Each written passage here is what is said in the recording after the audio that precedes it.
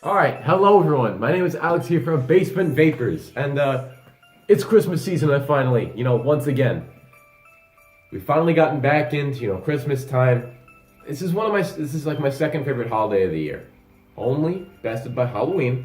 Halloween's the best holiday ever. You can't deny it. So, I've got some Christmas stuff going on. I got a present here, got a little tree. I don't have an outlet over here, so I can't plug it in. And then, I got a little Christmas bow up here. Can't really see it, it's at a frame. But I'm bringing you guys a video that I've been working on for a little while now. Probably since about late October that I finally got this idea to do this. What I have here before me is a bottle of vape juice. But then I also have 2 Smock Aliens. Yes, 2. Now, as I said before in this channel, I've had 3 aliens already. One currently working one that broke on me in about early February of this year, and one that I had stolen from me like about a month and a half after I got it. I like the alien a lot. I think that it's a good mod. It is, it's small, it's ergonomic, it's got a very clicky fire button here.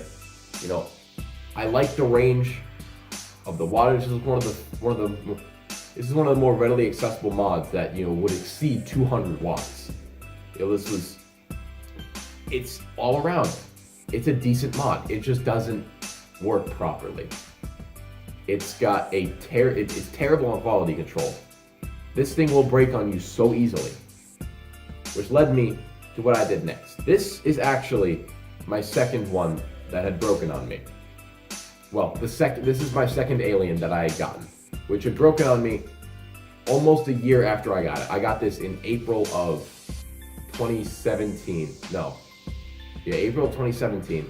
And this broke on me in February of this year. What I believe to be the problem is that the 510 pin, like the 510 connection up here, is not perfectly sealed so that juice will not go into there.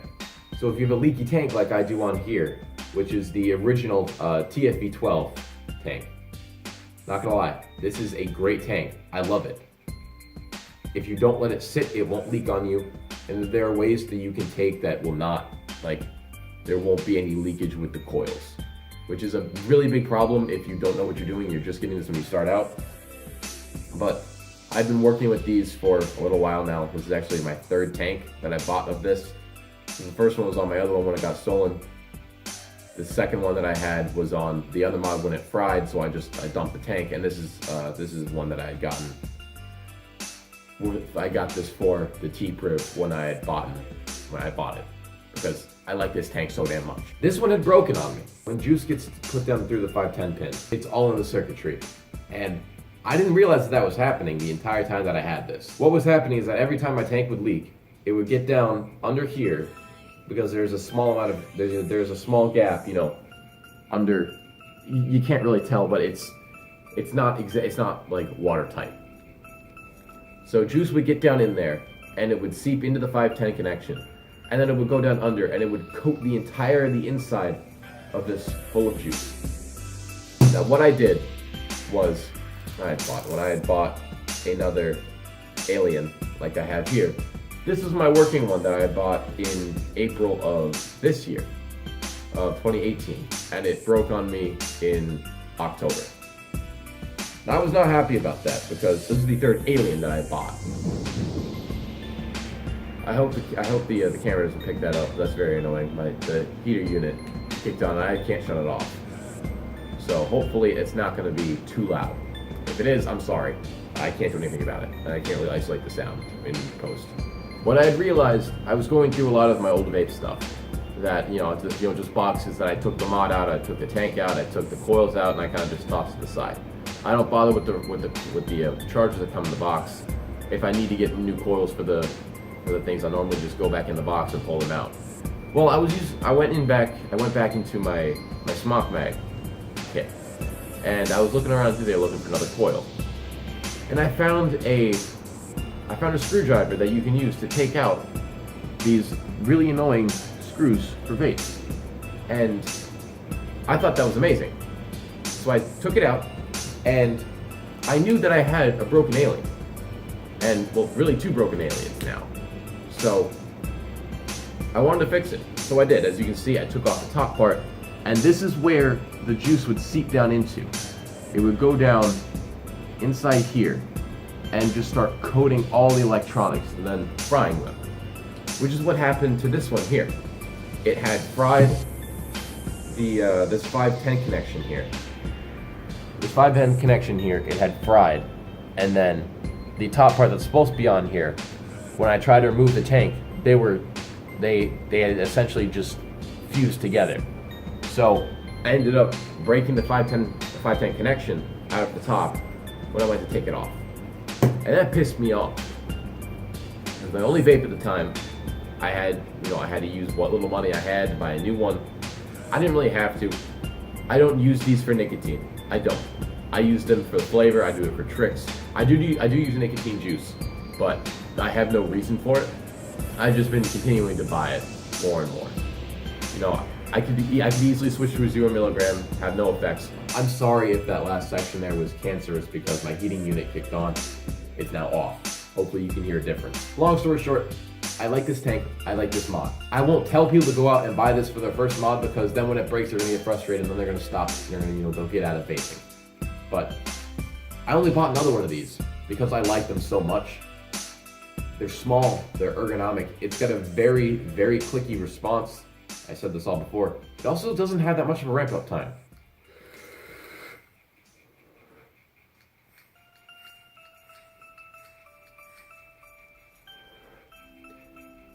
It's a halfway decent vape. And I was pissed when it broke. So I essentially gutted this one. I took out this top 510 connection. Because surprisingly everything in here, it was still fine. Even though being coated with juice, I threw it in a bag of rice. It does work for taking out the moisture with vape juice as well. Rice, it does. Threw it in a bag of rice. After about 6 hours, I took it out and I wiped it all down with microfiber cloth, and I hit it back with paper towels and then microfiber cloth again just to get anything that was left on there. And I took out the old circuit board, threw that in there, and then I took the 510 connection up here, threw it on there.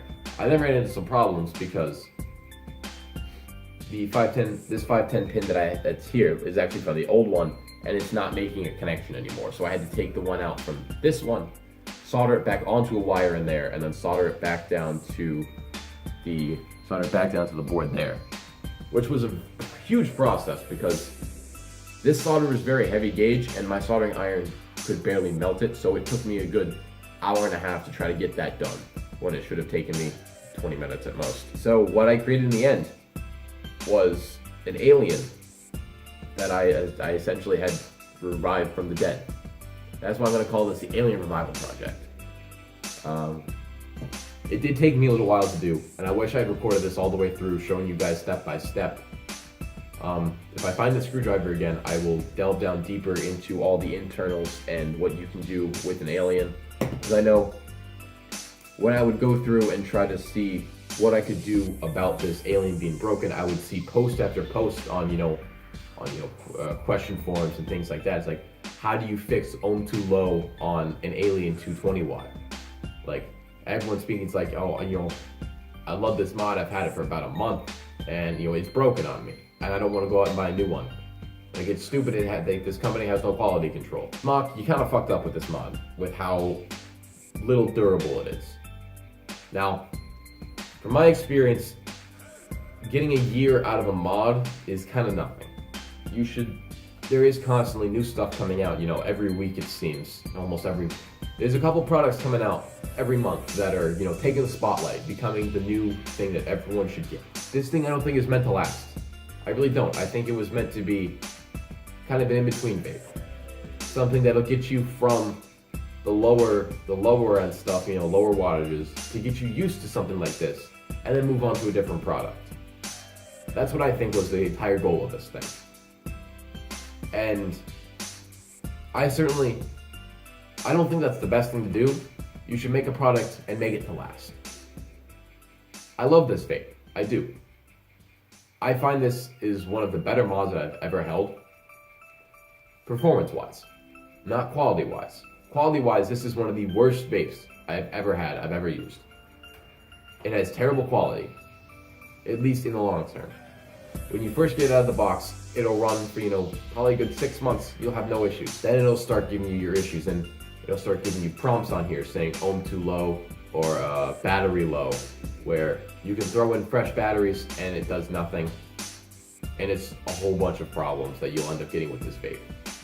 I'm not here to shit talk it, and although I kind of have. I'm here to tell you that they're fixable with the purchase of another one, really. But if you have, spare parts laying around, or if you have the knowledge to be able to take these things apart and, fix them, bring them back to life, do it. It saves you money, and it makes you feel accomplished that you've done something and you fixed something that, may mean a lot to you. Like, this is really like the 4th vape I've ever owned, but I really only count it as the 2nd. Because, I don't really count the other 2 as something that I really own. But, anyway. It's possible to fix these. But so, I'm gonna glorify this TFB 12 tank. I've got some chunk here. And a little while ago, when I picked these juices up, I said something, I think, in my 2 best juices in the world video, where I compared Chrome Apple Muffin to this unbranded cucumber melon flavor.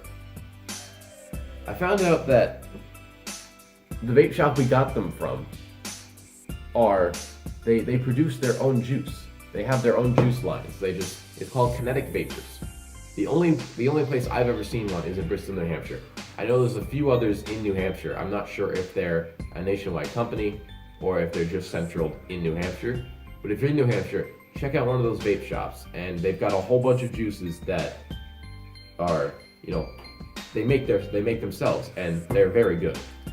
So what I've deducted chunk down to is a hot chocolate flavor, and it's very good.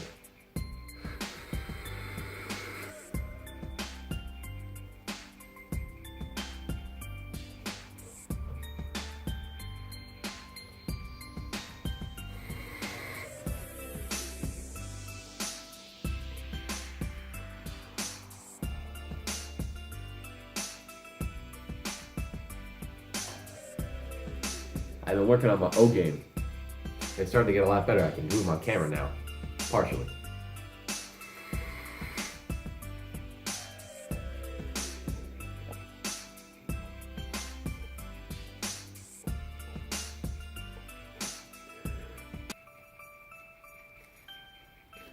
But I think that's going to wrap this video up, guys. And this is probably going to be a little longer of a video. I know our videos sometimes go around, 12-ish minutes, and that's a little long for, just a vape guy, just, kind of just talking about vapes. But I like to I like to delve down deep into, how these mods work and, what you can do with them, in my honest opinion. And I know I bring reviews kind of late where, oh, this thing has been out for 2-3 years now. Come on, man. What are you doing? Why are you just telling us about this now? Well, I like to have, the second you get a product, normally it'll work, no problem, every time. You'd be like, all right, perfect, this mod's great. What happens when you're going 5 months in and it starts giving you problems? That's when reviewers should really be talking more about these mods. Yes, review them the second they come out, but then also revisit them a couple months later and say, I haven't gotten any problems out of this. I'm 5 months in now, and this product is giving me no problems. That is something very important that we should really start seeing in this community, where we see products getting revisited after a while, where we know that they work. That's just my side tangent there. But thank you guys so much for watching. I know it's been a little bit more of a boring video, but I just wanted to bring you this, which I think is very important. But my name is Alex here from Basement Vapors. I'll see you guys in the next one.